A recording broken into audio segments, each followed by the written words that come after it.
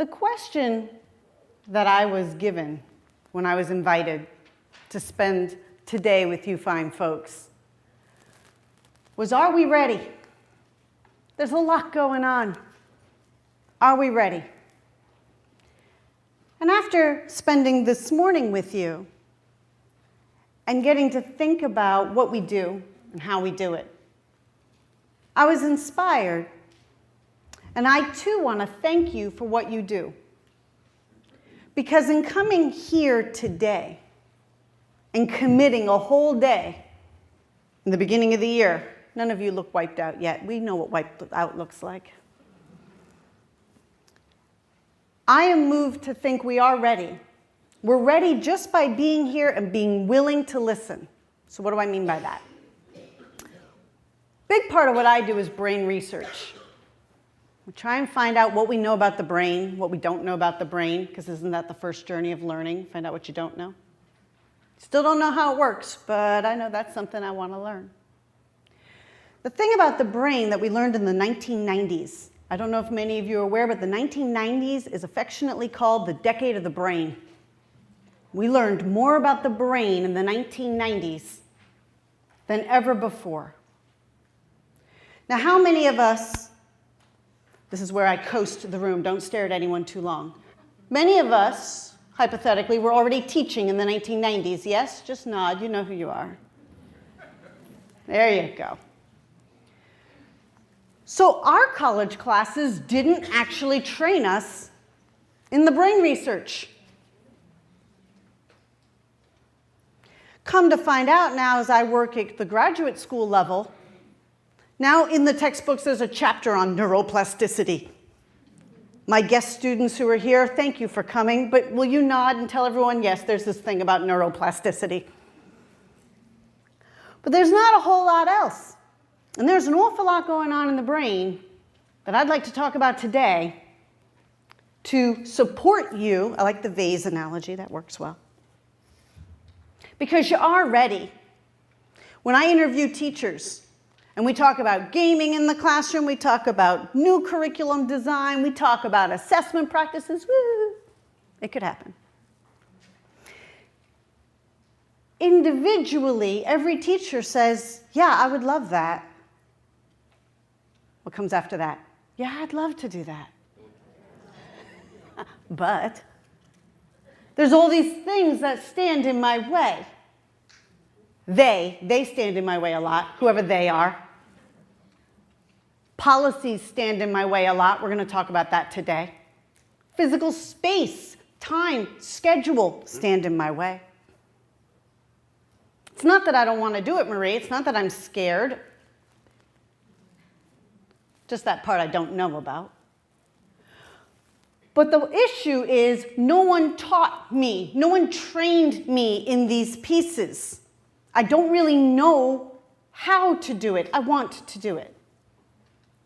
So today, the entire day, I'm going to speak with you less about trying to encourage you to do it. I kind of figure you do. You showed up today. Yay, us. What I'd like to talk about is how. How do you do it? What are the pieces we need to know to put this kind of thing in motion? And I'd like to talk about that space. So here's the first one. Whenever you're about to work on a topic like this, the brain has two states. There's the away state, where things are happening to the brain. Have you ever had this happen to you? Most lectures end up in some sort of form of this. But when I'm in an away state, I'm either nervous, scared, threatened, or tired.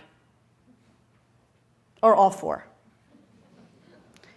And so my brain releases hormones that do not promote long-term memory. And if I'm in the away state, it is difficult to learn. Not impossible, but difficult. If I'm in a toward state, my brain is calm, relaxed, open, happy, joyful. How much of learning in the classroom is joyful? If my brain can be in a toward state, I am encouraged. I belong. And when I'm in this state, when I believe I can do it, my brain releases hormones that promote long-term memory. I can learn. I am ready to learn. So I don't know the emotional state of each of you as you walked into the room today. But what I would ask is that you turn to your colleague, your friend next to you. If you don't like who you're sitting next to, move now. But in this moment, I'd like you to just turn to them, introduce yourself kindly, and tell them it's going to be okay. Tell them that whatever's coming at you right now, it's going to be okay. We can do this. So hopefully you met your friend. And hopefully now our brain is a little bit in a towards state. The importance of that turns out to be incredibly vital. So what we want to talk about now is our essential question. How do we prepare the students who come through our rooms for their future? This is a tough question because we know very little factual information about their future, don't we? I've walked into schools where we say, oh, we're doing cutting edge technology, let's integrate it. And they mean PowerPoint. That is a 20th century tool. Or they mean, yes, our kids are making movies. We're doing this TV station. It's fantastic. That's a 19th century technique. So when we sit here and we think about it, I don't want to step on that in the sense that these are good things. Being media makers and media critics is part of our curriculum. We're going to talk about that more. But we really have to think about the future. Because our children are growing up in that world. Now, kindly, you learned I have 4 children. Oil of Olay, live it, love it. 24, 11, 5, and 3. Mind you, the 3-year-old is here. Same as the 5-year-old. They think they're twins. So in that sense, I have generations in my own home. Who knows what I'm saying? The education that my 24-year-old had was wildly different from the education my 3-year-old is going to have. My 3-year-old grows up with touch technology. She goes up to magazines and goes like this.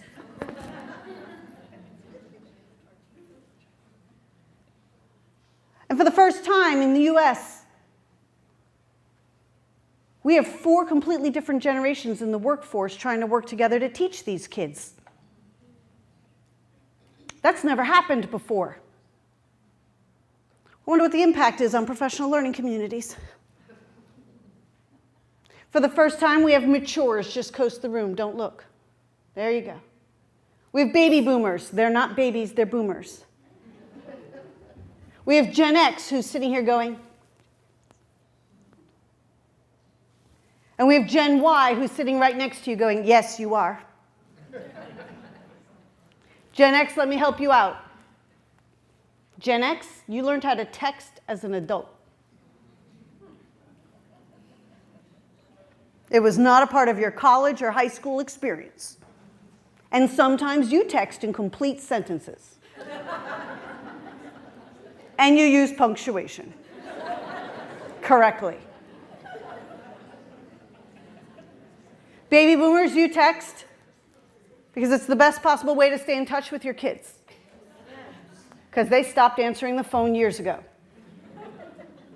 Text them, immediate response.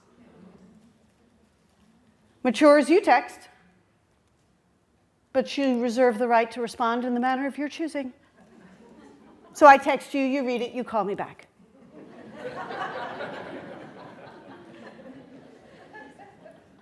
Gen Y, you had trouble stopping replying. You would text. The conversation would end. Okay. Bye-bye, smiley face. Okay. Later. 10,000 texts later. And Gen Z, who will be joining us Gen Z has different talents and different strengths, and we're going to have to learn what those are in the workplace as well. My point in the generational piece is that in our classrooms, because generational is not defined by your age, generation is defined by your location. So a generation in China is not the same as the United States. And then it's defined by parenting. So a child raised by grandma and grandpa will defy their generational stereotypes and norms. I drop off children at pre-K 3, and I'm 40-something. But there are mothers there who are 18. And there are mothers there who are 50. So that's getting shifted. And the third defining factor of a generation is the technology available during developmental years, which is why generations are getting tighter and tighter. And it's possible you have upwards of 3 different generations within your school system if you're K through 12. Your current 9th graders are not the same generation as your current kindergarten class. So what does that mean for curriculum? What does that mean for professional development? What does that mean when I talk about this child's future? Some of the strongest schools I work in the United States, strongest, are preparing children for something like 2005. It was a good year.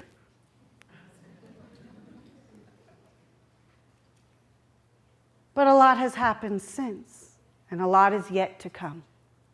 So what I want us to talk about today is how do we prepare a structure, an organization like ours, to be able to respond to these needs as they unfold in a more responsive rather than reactive way.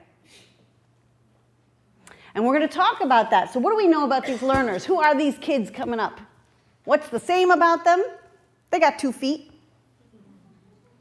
2 eyes. They have feelings. They cry. They laugh. They're not so different. I'm not talking about an alien species. Well, middle school. How many of you have ever tried to teach middle school? There we go. Yes. In that sense, I'm actually classically a high school teacher. I taught high school math. And then I spent, through a fiasco of events, I ended up teaching middle school most of my career. Social studies and literacy. Yeah, how'd that happen? And then through another fiasco of events, I ended up the director of an infant toddler through grade 8 program. Curriculum for 6-week-olds, go! And that's when I realized I knew nothing. And I had to go back to school, and I had to figure out what is going on with these kids. So I'd like to share with you a little bit about what we learned. They do have different brain development. There is different brain development, and that's going to be really important for literacy. We've also learned there's more about the brain development that it's actually not different. It was always like that. We just didn't know it. Long story short, and we can talk about this more a little later, fundamentally there are 2 types of brains.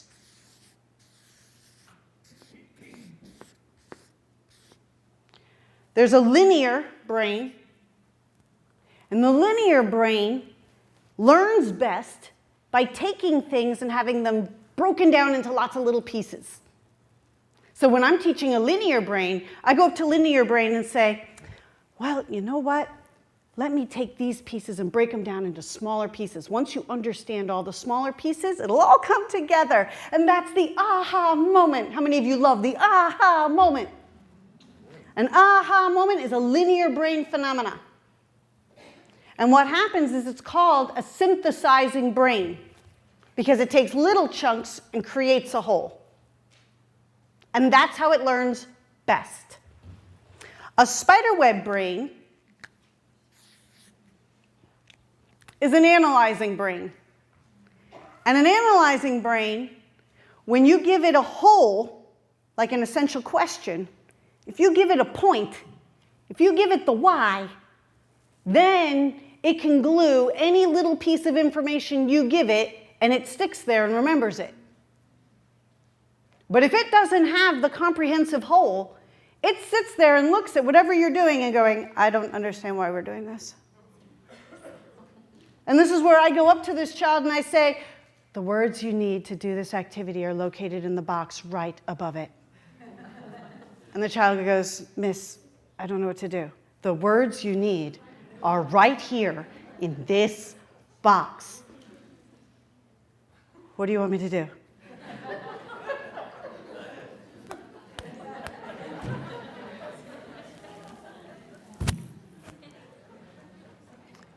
Our research shows that almost 80% of academics, teachers, are linear brains, which means we design curriculums to be linear. We start off with all the little pieces, and then we expect the child to get an aha moment. And when we run into a student who goes, I don't know what you want me to do, because we never gave them the why. We never gave them the point. We didn't give them the whole picture because it might be too much. And yet, these are the children that if you give them the whole thing and say, break that down, they thrive. They do things you could not have predicted if all you ever saw was their linear behavior. This was humbling. This truth was hard to hear. Because I have been atrocious to some of my spiderweb brain students, and I wish I could go back. But I can't. Here's the other thing to note. Sometimes we're linear brains, and sometimes, wait for it, we're spiderweb brains, which means I am not always one way, depending on what I'm looking at. And so this becomes the first line of action for teachers. How am I teaching this like a linear brain, and how am I teaching this like a spiderweb brain? Just by design. When I first learned about the work of Grant Wiggins and Jay McTighe, and they did Understanding by Design, and they had essential questions. And I was like, I never needed essential questions to learn. I was like, that's nice for organizing, and they're kind of cool to look at, but not for nothing. I made it all the way through graduate school, never saw an essential question in my life. Yay me! But I'm a natural academic. I thrive on a linear brain. I think that way, I learn that way, I'm comfortable. School was designed for me. Thanks, guys.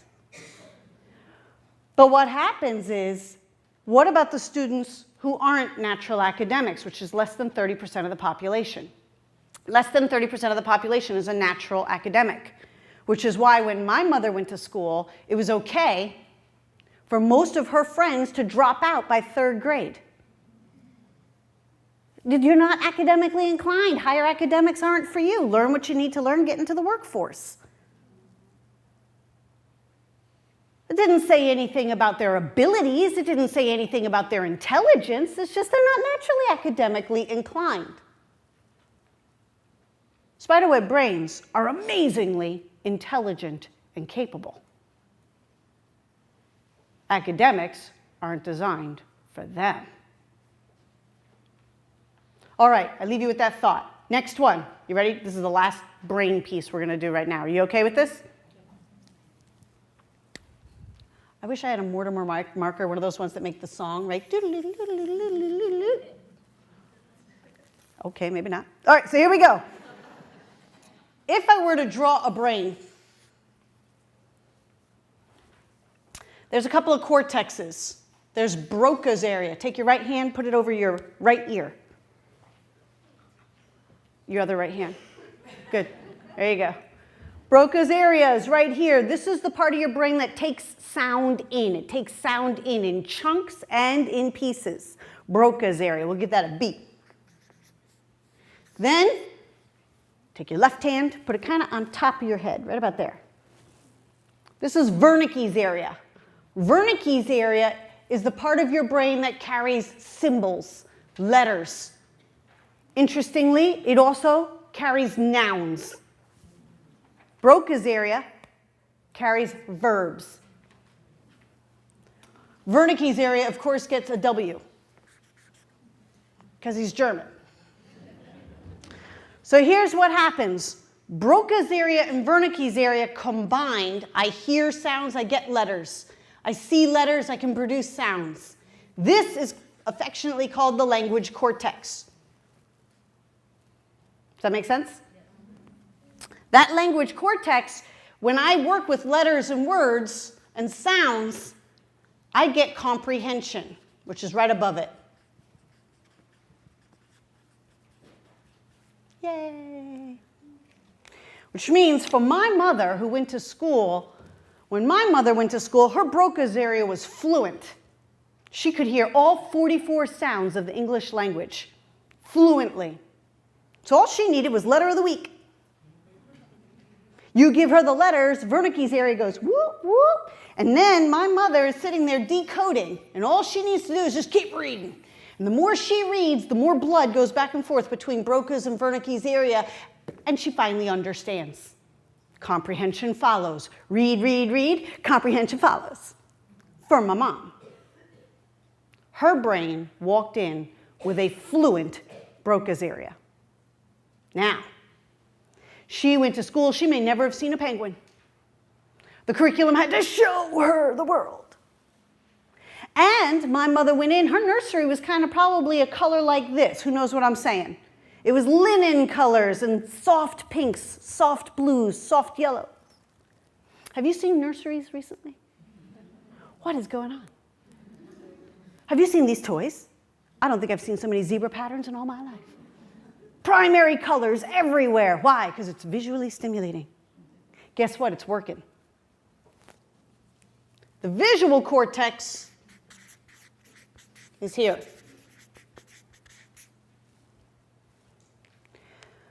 Kind of take your hand. It's here and in the back. It's kind of both. It's linked. My son, the 11-year-old, when he went to school, he did not have a fully developed Broca's area. Not because, I'm a PhD, I'm speaking to him, I read to him constantly. He's like, Mom, stop, no, I need to get it going. But the truth of the matter is there's only so much mitochondria in the brain. Just like children don't develop all skills at the same time, right? Some children develop some and then others develop after. And we don't judge which one comes first, it's just kind of chance, right? Well, when given the choice between the visual cortex and the language cortex developing, the visual cortex wins. So if I'm in a visually stimulating environment, and I don't blame screens, although screens are part of it, but it's also how much neon we have in our roads, the signs, everything. That visual cortex, the children coming forward right now, when we do scans on their visual cortex, I tell you this, we have never seen visual cortexes this developed. I do not know what superpowers they will have. I'm looking forward to it, frankly. But Broca's area, when we do research on high school students in middle and high performing schools in the United States, let me say that again, I'm talking in the top 10. Our high school students are fluent in determining and distinguishing only 36 out of the 44 sounds of the English language. And that impacts spelling, that impacts comprehension, that impacts their timing, that impacts everything. So what's going on? These kids are reading by kindergarten, right? The visual cortex trumps and gets the kids through reading. That's what sight words are all about. Sight words talk to the visual cortex. Memorize this shape, this is what it means, then I can read. But I'm not really decoding. I'm not working between Broca's and Wernicke's area. So everything I'm doing with root visual pieces, also curriculums that have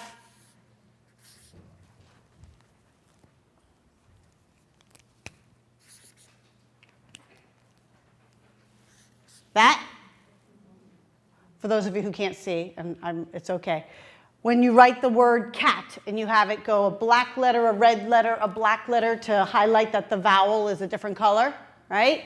You just sent that brain to the visual cortex. You only have 6.4 nanoseconds to decode something in the language cortex to get it to comprehension. If I send it to the visual cortex, even using a picture, right? That's what curriculum companies like to give us.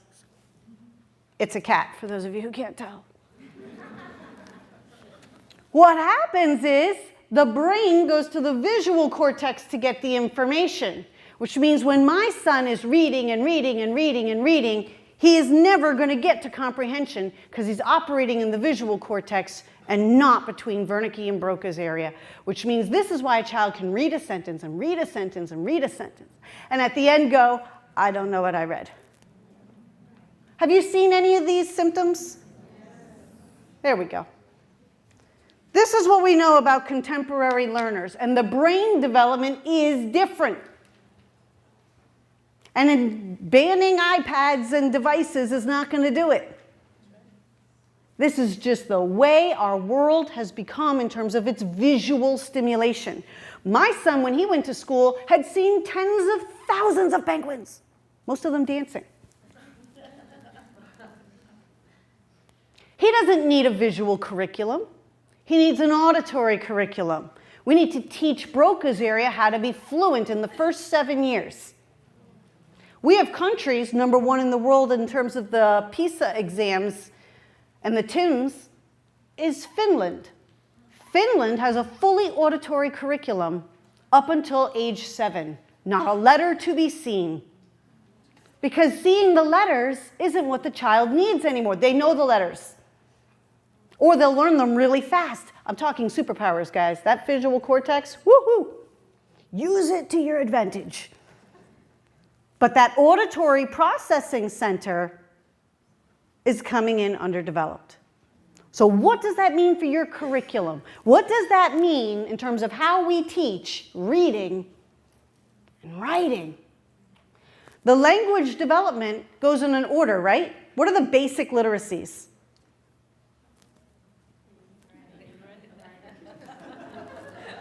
That's right. Good job. I know deep down in your soul you were saying listening and speaking and writing and reading. And that's the order they go in neurologically. The brain learns how to listen first. Then it learns how to speak and make noises. Then it learns how to write. How many of your kids can write the letters but they can't read a thing, right? That's what I mean, writing. And the last one is the ability to decode and process information from letters into ideas. That's literacy. Basic literacy. We're going to talk about that more. Okay, so networking opportunities these students have, identity synthesis. We'll talk about that more at different times, but that literacy development is what I'd like to hone in on for this morning. So what do children need? They come into your classroom. What's our job? Spiritual development. The ability to be a professional learner. There's no one tidbit of information I can teach these children that is guaranteed to be necessary for the rest of their lives. But I do know that things are going to change on them quickly. They need to learn how to learn and unlearn and relearn and then learn again. They need to be open. They need to be willing.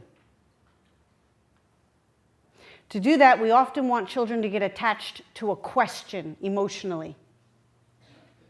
Not the answer, because the answer might change or someone might have a better answer. To help me be open to that better answer, I need to be attached emotionally to the question and be seeking nobly a quality answer, whether it be mine or yours. This ability to communicate and take action.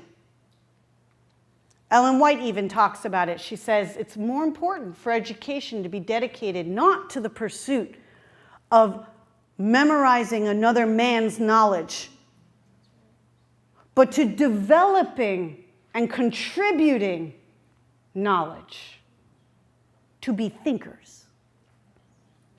That's what she's talking about. Our entire profession is committed to that at this point. How do you teach thinking? No one tidbit of knowledge. Don't be afraid to skip that chapter. That's okay. The curriculum company might be upset, but they're allowed to be. You're in the business, you're in the vocation of helping children learn how to think. That physical and emotional development, when I was in school, it was kind of like that fluff we did on the side. You remember that kind of attitude? It was, oh, I got to teach them standards. And, make sure they're happy. Make sure they're comfortable. It's a little more than that in terms of the brain science, I have to tell you. What we're learning about the brain is that physical and emotional development piece is critical for long-term memory development.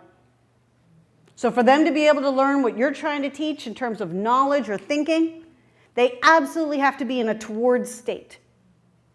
They have to feel safe. Otherwise, some of what they're learning, they can pass a test, but that wasn't really the goal, was it? Have you ever tried to force a child to learn something? You remember that day? Your sheer will. Learn it. This is not helping the child develop a long-term memory other than teachers are scary. So what do we know about changes globally? Here's our young man with his glasses.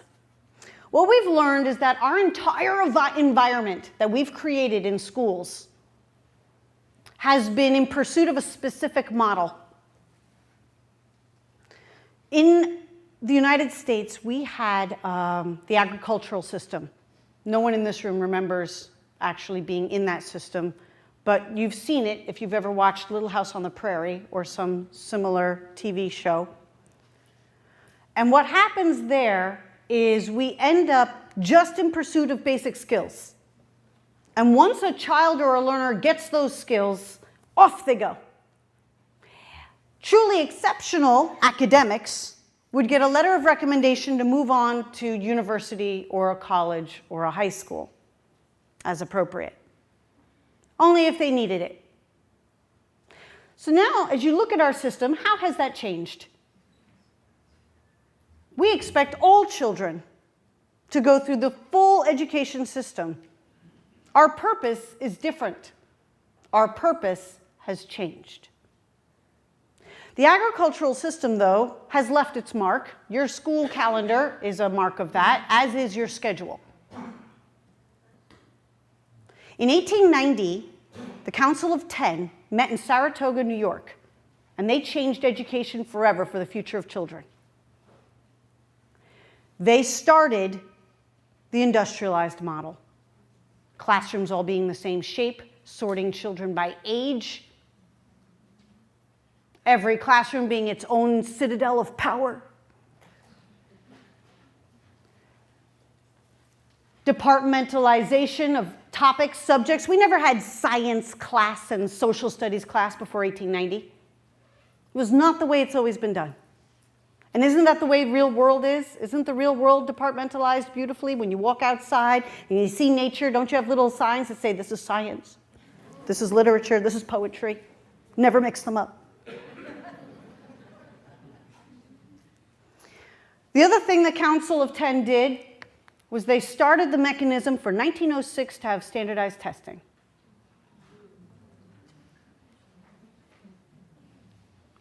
And all that that implies. And what happens is the industrialized model brought in bells for separating our classes so that children would be ready for the industrialized world.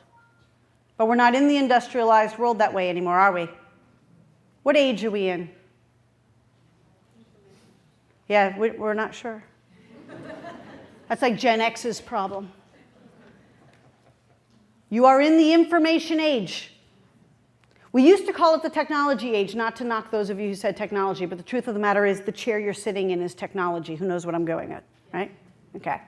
So it's in the information age. These children are saturated with information. So what is it about our organization, our building, our schedule, how we group kids, and how we group adults that now has to change and adjust for the information age? We're going to talk about that more. So these are the questions I want to go through. What kinds of things should we be thinking about? Do we have a vision for what a system like this would even look like? I'm going to show you pictures. And how can we recognize when we're really ready?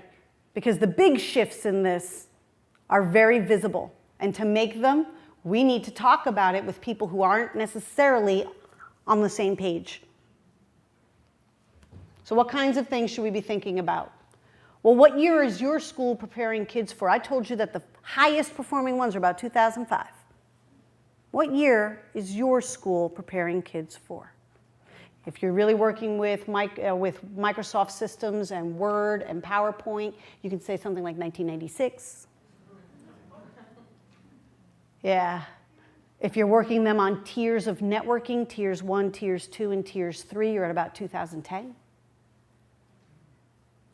So we really want to think about these things and say, where is our curriculum? What year are we preparing our students for? So I'd like you just to pause right now, just turn to a colleague and just debrief that a little bit. We're talking 1 minute, go. So I don't know what you got to say, and if we had had a full day on this type of topic, we would really dig into that literacy part and dig on these pieces. But my point and my goal is for you to get kind of a menu. And my goal is that by the end of this session, you might pick 1 or 2 of these ideas. Maybe it's that foundational literacy piece. Maybe it's going to be the different literacies. But you're going to pick something just to learn more about, to talk about more with your colleagues, and to think about, hey, what are the steps we're going to make to prepare for this kind of process? So what year we're preparing for, when my colleague Heidi Hayes-Jacobs and I worked through this question ourselves, we ran into an issue of, well, some of what we're doing is working just fine. Some of it's fantastic, actually. And so we decided the first step is to identify the classical. And when I say classical, I'm going as far back to Socrates. Okay, education didn't start at 1890. Okay, education's been around a long time. And some things actually work, and they've always worked. And for all I know, they always will work. Asking questions works. And lectures work. I am not against lectures. Hello, look where we are today. But they have to have story, they have to have metaphor, they have to have rhythm, and they have to be followed up with on-hand support. So these techniques work. So I am against moving to progressive things for the sake of being progressive. A bad lesson plan on a smart board is a bad lesson plan.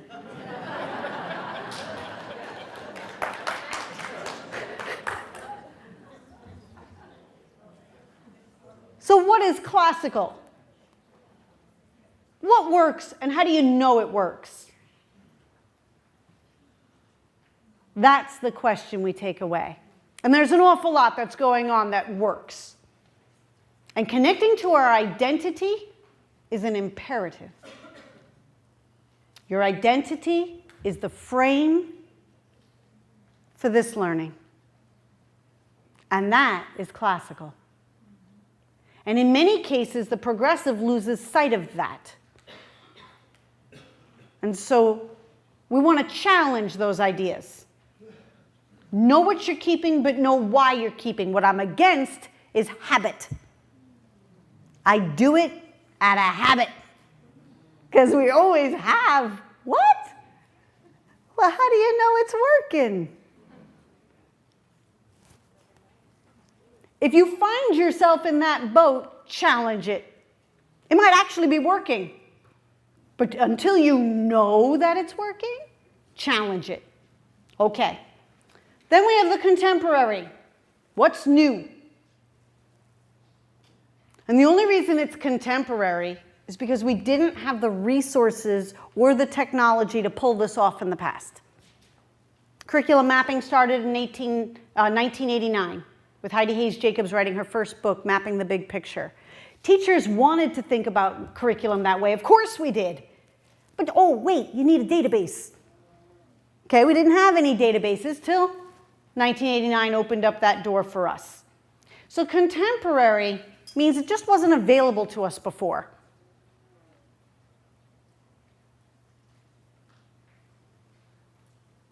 Contemporary means it reflects what we've learned about their brains and what we've learned about learning.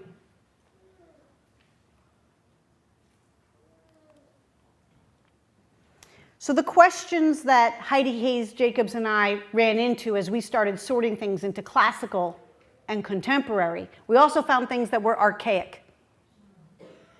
Things that we did because we didn't know better. I put the linear brain and spiderweb brain. All the behaviors I did for curriculum design that were solely linear was archaic, and I needed to stop.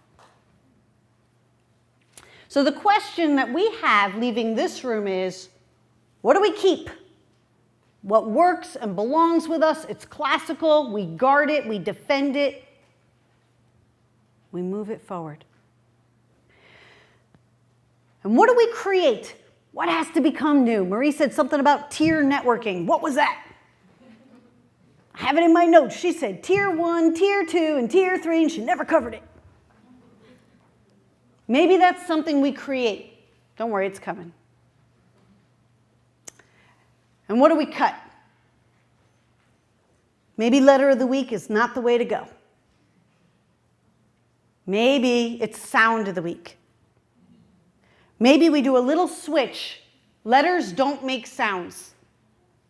Right? How do we teach, how about Y? How do we teach Y? Yeah. Give me some words that actually where the Y makes a Y sound. Yak, yellow, yo-yo, and yarn. There we go. The truth of the matter is less than 6% of the time, when we have a Y in our language, does it make a Y sound. It's only when it's a consonant. And the only time it's a consonant is at the beginning of a word. All the rest of the time, the Anglo-Saxon layer of the language, the Latin layer, and the Greek layers of the language, the Y makes sounds like E, like lovely. Which means if we do letter and we say letters make sounds, we have now betrayed neurologically a child who is a visually dominant learner. To an auditorily dominant learner, it's not a problem. They get over it real fast. They're like, yeah, we got it. My mother had no problem with that whole yarn yak thing. My son labors over it. So what do we cut? And why do we cut it? So the second question I'd like to put on here is, do we have a vision of what a system like this actually even looks like? You want to see some pictures? Let's do this. So here's the fun part. The truth of the matter is, everywhere we've tried to build this, it looks wildly different.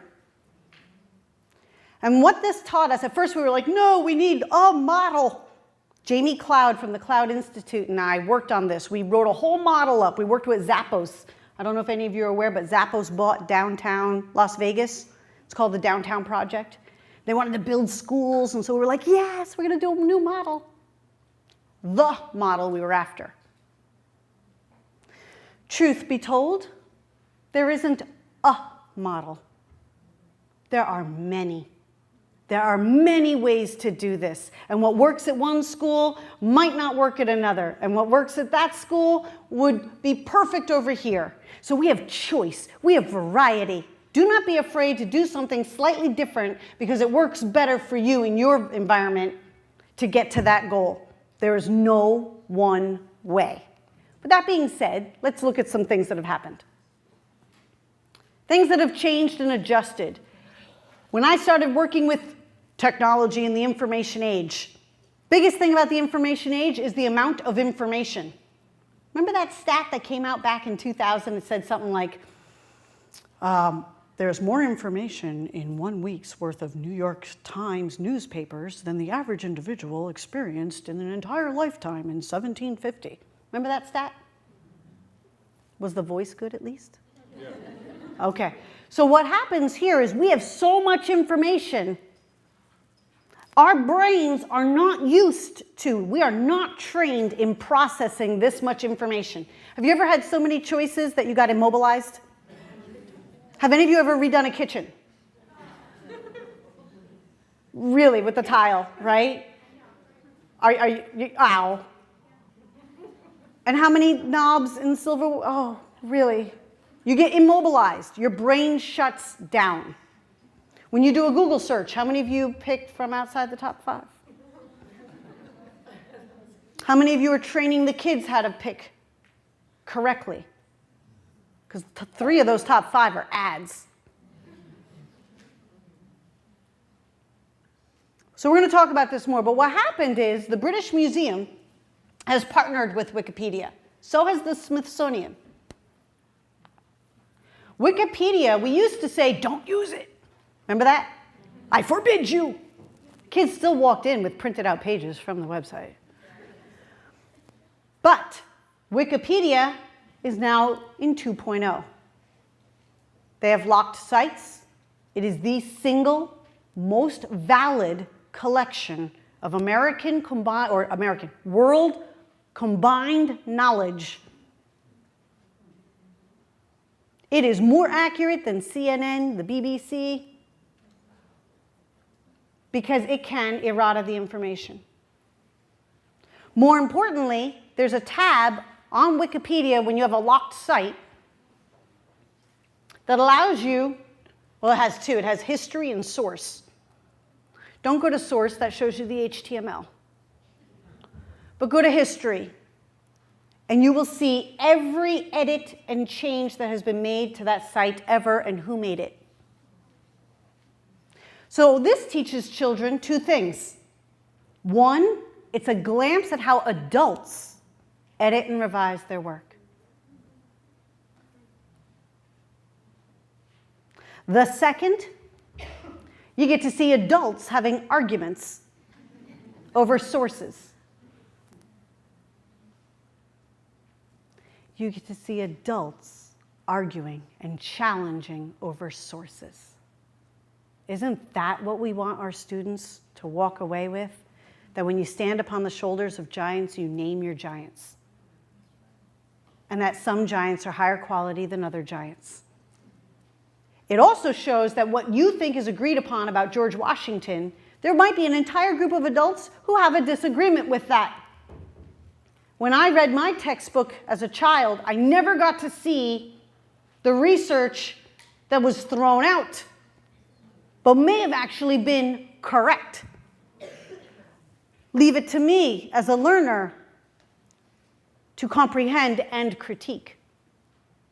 Wikipedia allows us to do that now. So where in our curriculum are we teaching children how to use Wikipedia correctly, responsibly, safely?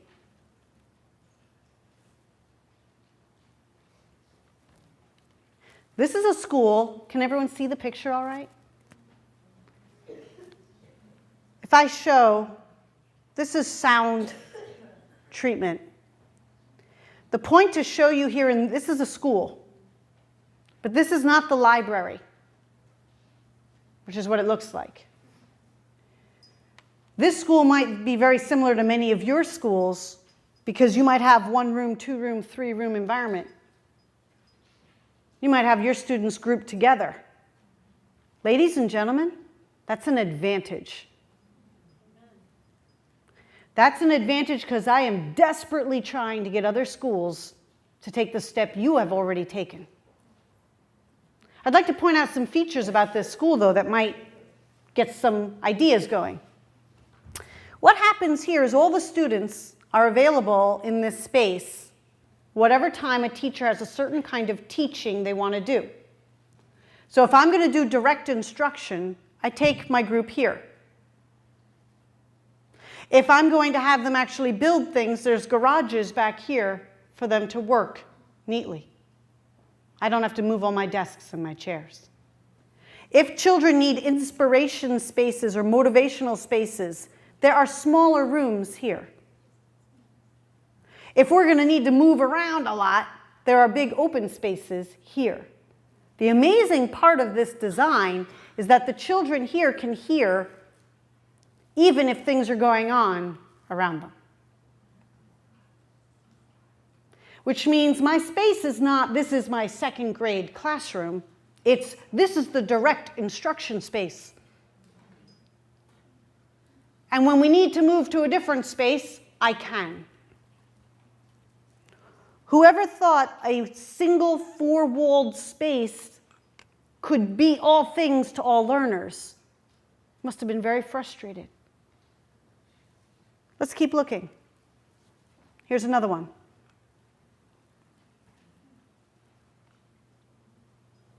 In these spaces, there are actually locations for Tier 1, Tier 2, and Tier 3 networking. Now I'll define it. Tier 1 networking is when an individual is networking for their own learning. So let's say my friend here says, wow, that was really interesting, and she said something about Heidi Hayes Jacobs. If my friend here goes out on Twitter and looks up Heidi Hayes Jacobs and follows her so she can see what she's learning, or she goes out and she goes into Wikipedia and she looks up Heidi Hayes Jacobs and learns more information about her. And then she goes on Twitter and she sends a note to Heidi saying, hey, I heard your name in a session today. I have a question about your book. And Heidi answers back. That's Tier 1 networking. She reached out to other sources, and she actually reached out to other people to continue her learning. Tier 2 networking is going to be this group right here. Tier 2 networking is when a school, a group, an organization doesn't yet reach out, but they're just networking within. They say, you know what, we can't have meetings on a regular basis, but Kim said she had some resources, so let's, as a group, network with her, and maybe we can Skype in, maybe we can share some resources. We can't be at a meeting at the same time, but could we open a Google Doc? And if we both take our notes on this Google Doc, we can read each other's thoughts, we can share ideas about questions, and then at the end of that session, we will make a decision, even though we were never physically in the same space. That's Tier 2 networking. It's a way to meet and connect and answer questions or ask questions without being in the same physical space to do so. Tier 3 networking is when that group then connects with other groups or other individuals outside, just like the Tier 1 networker did. So that whole group might Skype Heidi Hayes Jacobs in. It wasn't a Twitter question, it was, hey, we want you for an hour because we want to really talk to you about this. And that is Tier 3 networking. And one of my colleagues, Michael Smith, said that that's me, we, and we. I said, yes. Yes, it is. Here's some more spaces. So some of the things we noticed about the spaces, how many of you have heard about text-rich environments, right? We want to put words up. We want to make sure we get all of this information so that children, even if they're not paying attention to me, they could be learning. And the brain research says, yeah, that's cool. Don't put it everywhere. Have text-rich spaces and have quiet spaces. Have spaces that are called inspiration or motivational spaces, well, inspirational spaces, where the brain can calm down. The brain can be quiet. Have you ever walked into a classroom and gone, ow?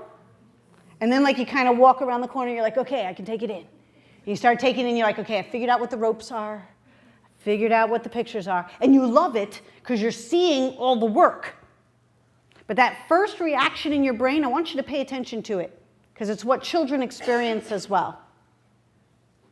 Control the print. So when you see in this classroom, see the print is over here? But then over here, nothing. How many of you would like to sit in this window seat? How many of you feel you might actually generate a good thought there? This is what we want for children.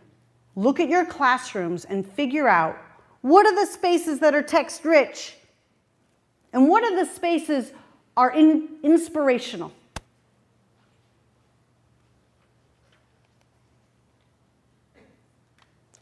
Be what we call brain design conscious.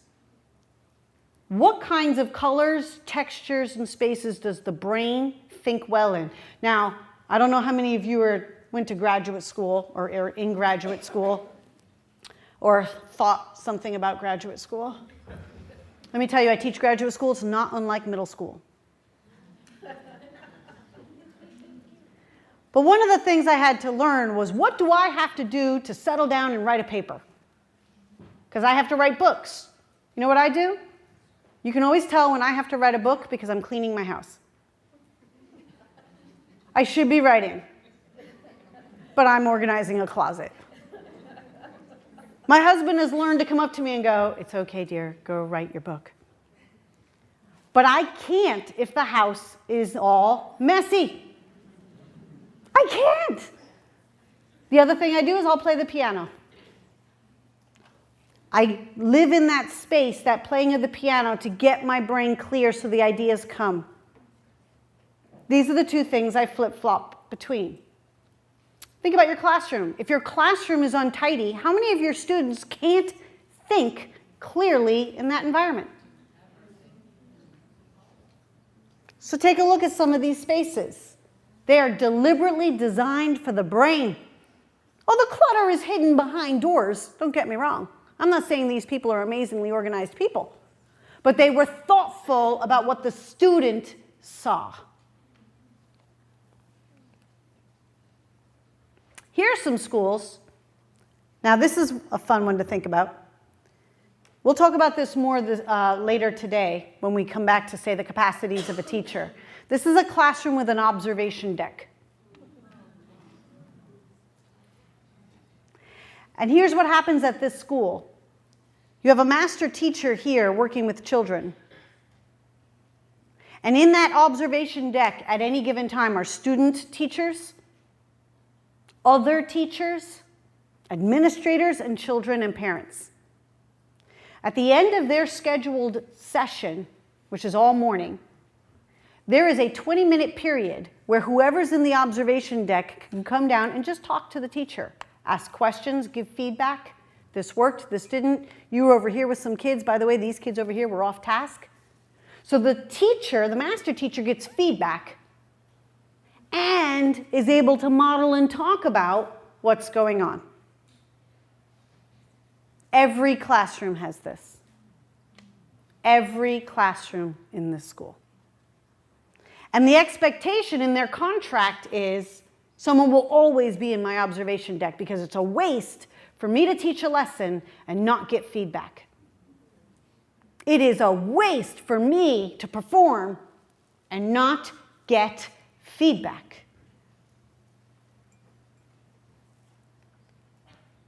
This is called a motivational space. Take a look. Now, for those of you having a heart attack, that's how the kids get into their classrooms. That's the hallway. It stops running in the halls, I gotta tell you. Stops running in the halls. They walk down this little walkway here, and then they drop down into their classrooms and their learning spaces.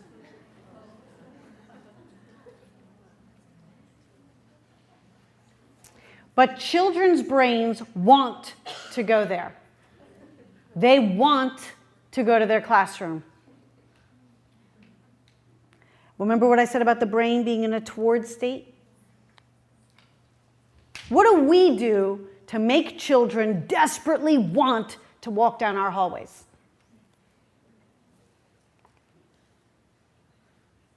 These are living gardens, living roofs, edible walls programs.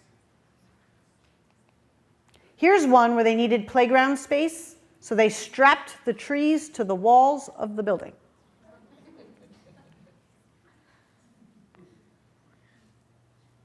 They needed the shade because the kids didn't want to go outside because it was too hot. But they needed the kids to go outside to move around. This is a technique.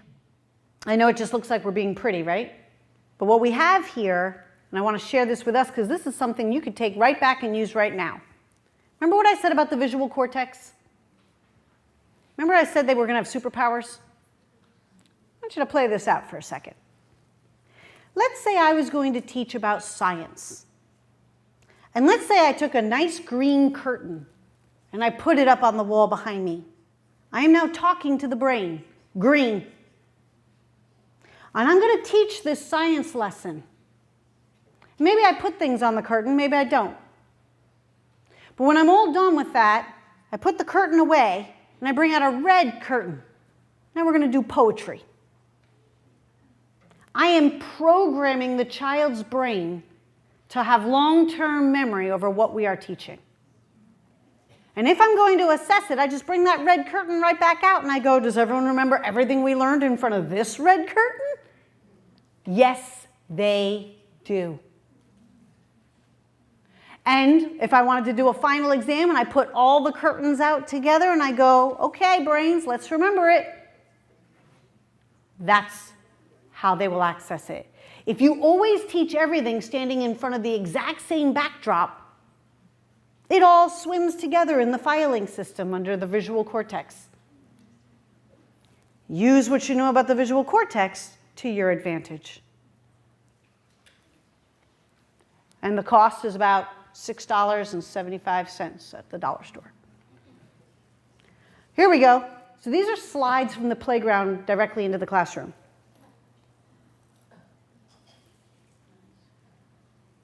They have fun, they have joy. In American schools, we tend to design for safety and sameness. We want every classroom to be the same. So if it never changes from grade to grade, go back to that visual cortex situation.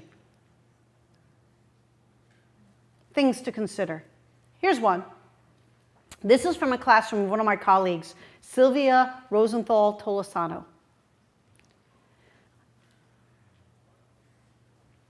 What I'd like you to do is just turn to a colleague, after we've seen some pictures now of what learning can look like and can be like. I'd like you to just talk to your colleague about your observations about this picture. What do you see going on in this picture? What do you notice? And what do you have questions about? Just turn to a colleague, just process it a little bit. So looking at this picture, some of our colleagues, Bob Marzano and Alan November, they like to ask this question, who owns the learning? What's the impact on curriculum with all these pieces? And one of the things we've learned is that it's about being co-created. So Allison Zamuda is a colleague who really goes into personalized learning. And Allison and Mike Fisher and I are co-authoring a book right now called Quest-Based Learning. And what we realized is, wow, organizing these classrooms is tricky. It's just really tricky. It's not about direct instruction, everybody do what I say, but you also can't let it be a giant free-for-all. Have you ever tried to do that? Kids, figure out your questions. Okay? Or this, kids, here's a question, go figure out, go learn your way. They're not really good at it. They're not good self-navigators. They don't know how to learn. So it dawned on us we needed something that had structure and flexibility. But it couldn't be something we just say to teachers, respect your kids more. Okay, that doesn't work. Not well. I like them, they're good kids. But they don't know how to learn. So what we've figured out is that there's these roles. So we've got back channeling going on. We have interviewers, we have videographers, we have photographers, we have data entry professionals and live bloggers. We have all these roles going on in the classroom, but I have to teach the children what the role is. And I have to assess them on their ability to be that role. And then I have to spice it up and move the kids around, even though that one kid wants to be the videographer the whole time. So what happens is I am starting to increase the roles in my classroom. And not just helper roles. How many of you do that, right? You have your helper roles, and you switch those up. It's the exact same thing, but now you're talking learning. So what learning strategies are these kids using right now?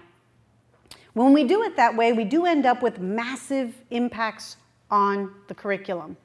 So all these slides that I'm about to go through, I'm going to go through at high speed, so hold your friend's hand if you need. So we're just going to talk about what changed. So in terms of literacy, our curriculum overtly, not sometimes or in that one person's classroom, overtly and pervasively have media criticism. They're evaluating commercials. They're evaluating shows. How much time do children spend in front of a screen? Please teach them how to critique it so they don't just watch anything and believe it. Media invasion and media making. How many of you ever have your students make a movie in your classroom? Yep, couple. I used to do that at the middle school level. Do you know what the problem was? I had to watch the movies. They were terrible. It was 45 minutes of kids running around getting all of my criteria about composting in. But they had no idea about editing or script writing or pace. So not just make a movie, that's digital literacy. How to make a good movie, that's media literacy.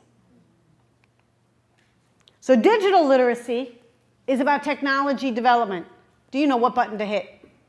Every time Microsoft Word upgrades, how many of you have to figure out where the buttons are? That's digital literacy.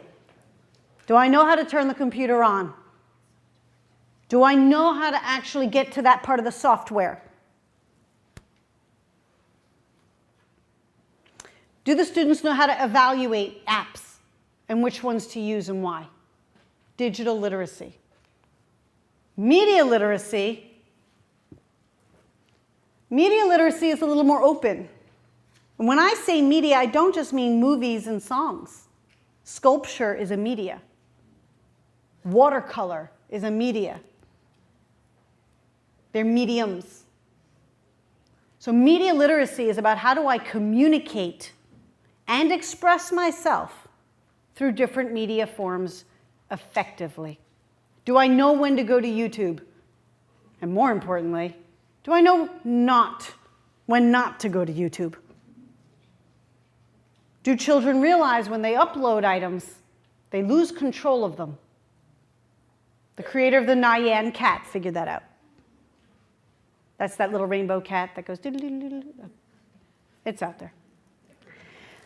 The point here is, where in our curriculum are we teaching children how to navigate, and here come the pieces, safely, ethically, and efficiently in this environment? When do you think it's the right time? When's it the right time to teach children about the permanence of the internet? When should they know that every time they put anything up there, it cannot be deleted ever? What age? Do you think high school is too late? Yes. How about middle school? Yes. At what age are we supposed to teach children the protocols and rules of that entire world?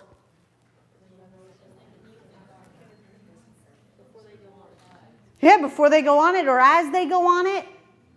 So what am I getting at here? I mean, let's look at our curriculum. How many of you teach kindergarten? Kindergarten or less?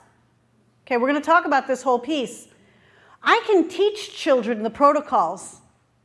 I can teach them what a blog is with just a piece of paper.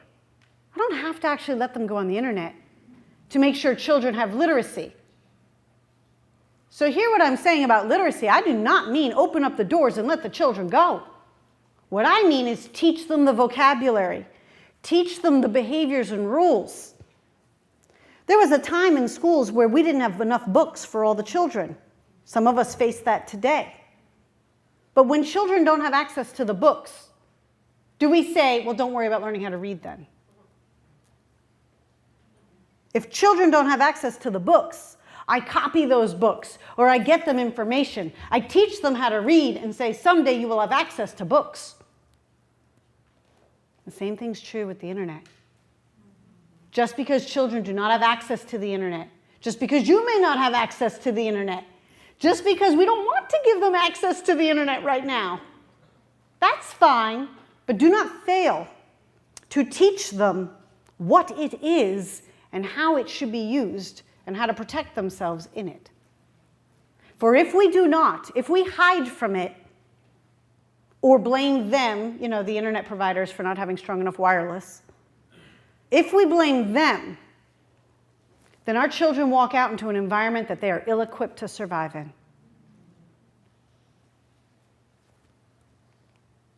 Global literacy is the same.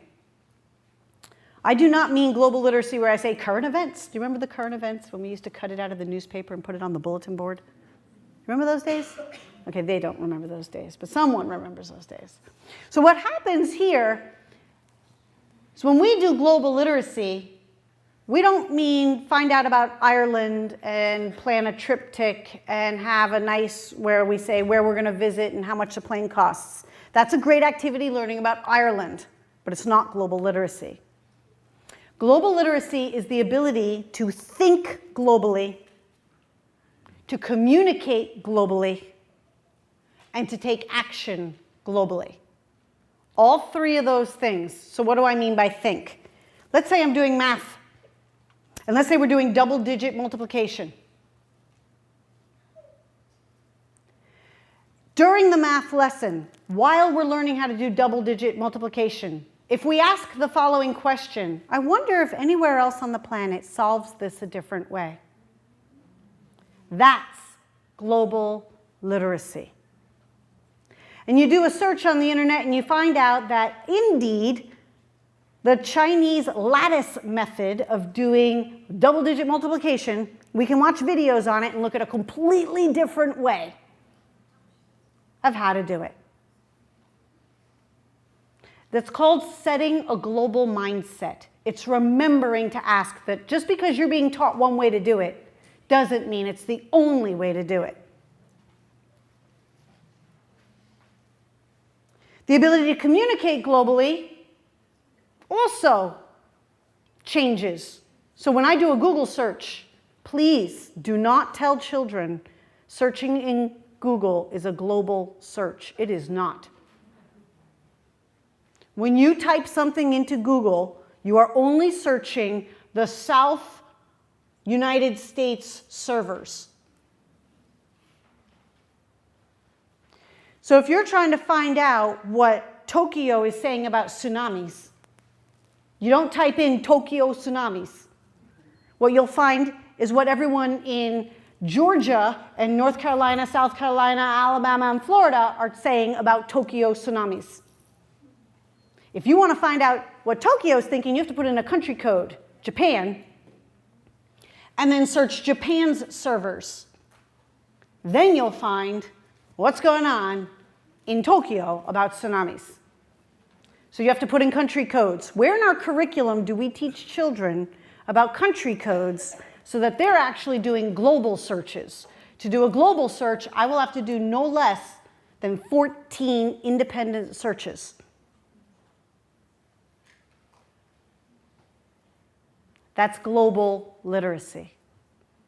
When I get all that information from my Tokyo search, I have to translate it using Google Translate.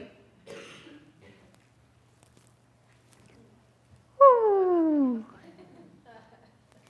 And now comes the fun part.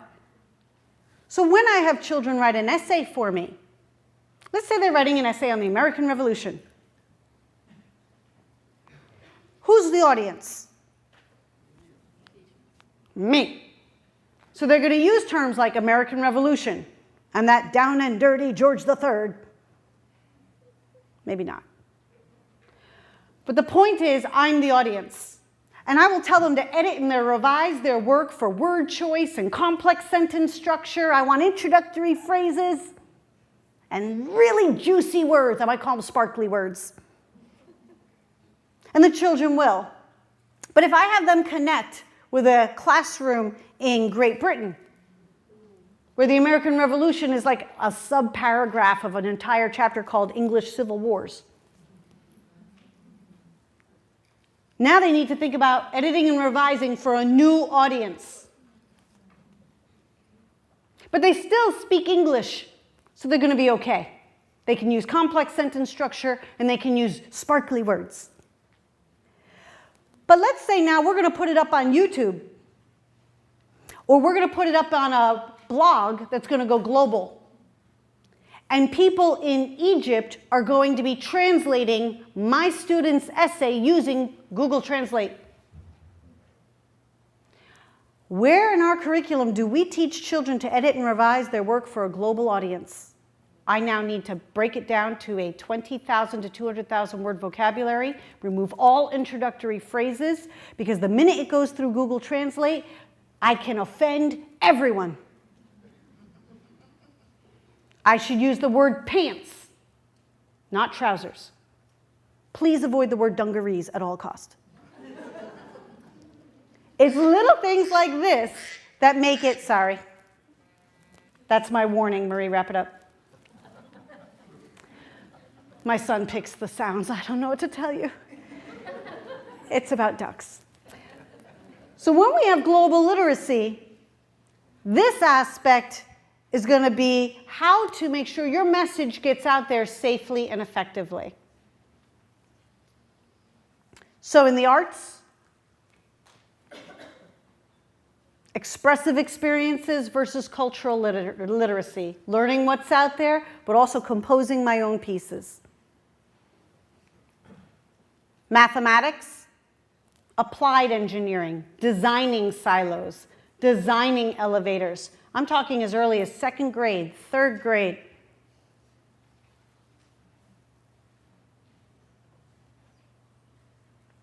In terms of science, what's going on in modern science and understanding it. Again, comprehending but critiquing.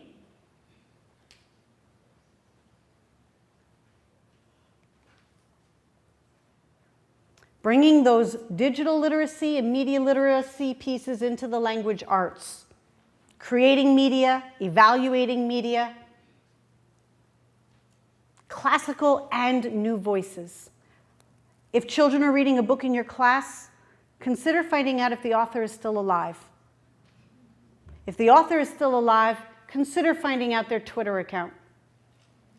Consider having your students ask the author questions. The author will respond. World languages, the Xbox. The Xbox has full immersive technology to allow children to walk down virtual environments, speaking a language and having people respond to them in that language.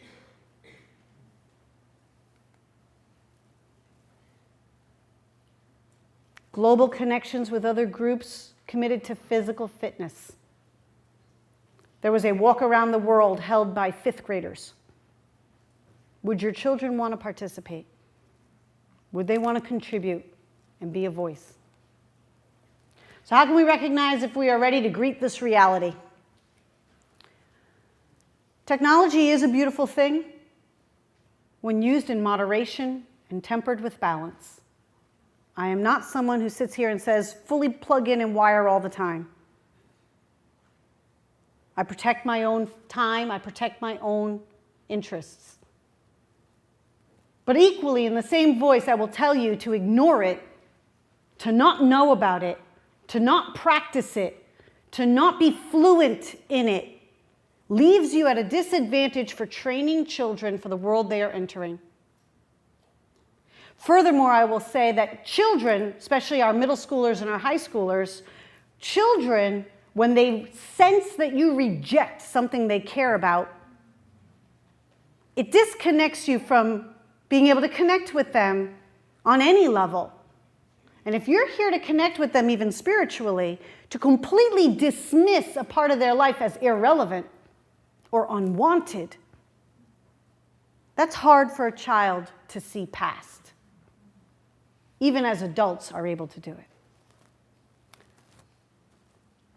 So we ask each teacher a question. How many of you have laptops? Come on, show me. Excellent. How many of you acknowledge the fact that your laptop is capable of doing a lot more than you use it for? There are programs on that thing I never even knew existed. Someone goes, well, why don't you just use your iMovie Maker? I'm like, what? I go into applications, there it is, a full editing service system. I thought I had to buy a program. I leave you with this thought. You don't need to buy new things. You don't need to spend a lot of money. Just master the devices you already have.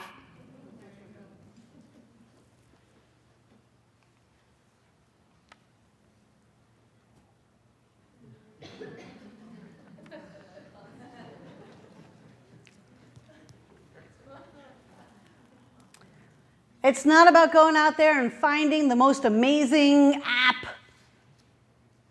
What cool tool? Oh, we need a green screen. Okay, they're cool. I'm not going to deny it. But when you're designing a curriculum upgrade or thinking about your school, I don't want you searching for the new gimmick. What I want you to do is find a skill that's worth teaching. So these 3 slides, I'm not going to go through them all, but these 3 slides are for you to take back with your teams and look at and say, what skills here do our students need? Is it the ability to create? Then what drill do we need to get? Or is it the ability to communicate? Is it the ability to network? Then what tools do we need? Or is it the ability to understand media in all its forms? You pick a skill, and then you find the tools to teach and assess that skill. Last one. Do they need to learn how to be scribes or researchers or students as curriculum designers? This is a slide for those of you who are going to work with me in the standards-based reporting sequence. We'll go through these pieces, and we'll go into these into more detail. But this is the protocol I want you to walk away with on how to upgrade any unit of study using the digital literacy and media literacy and global literacy I just spoke about.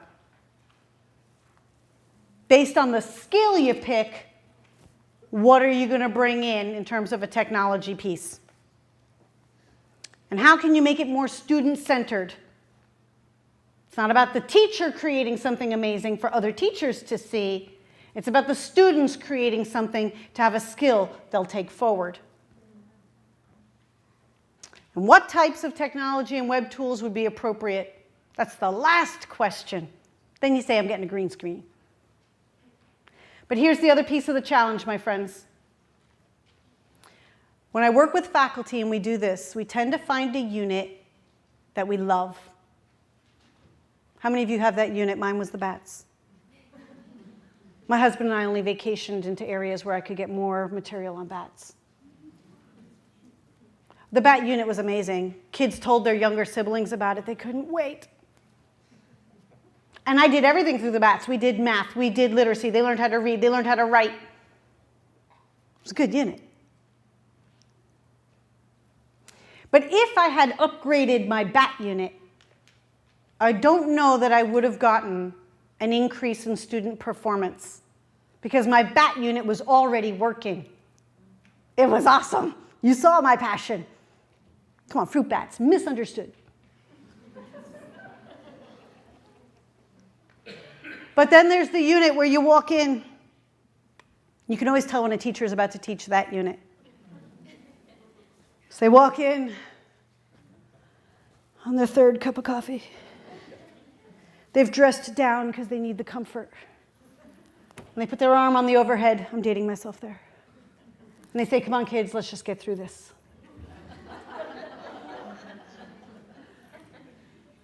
That unit,